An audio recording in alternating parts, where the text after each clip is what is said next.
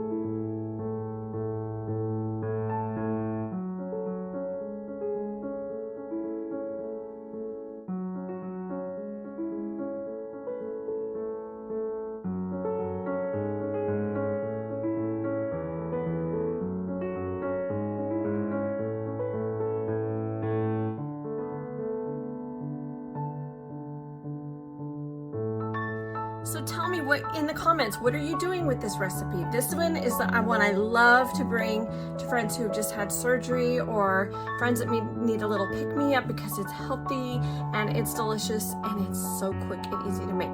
Make sure you give us a little like on the video and subscribe so that you don't miss anything coming up.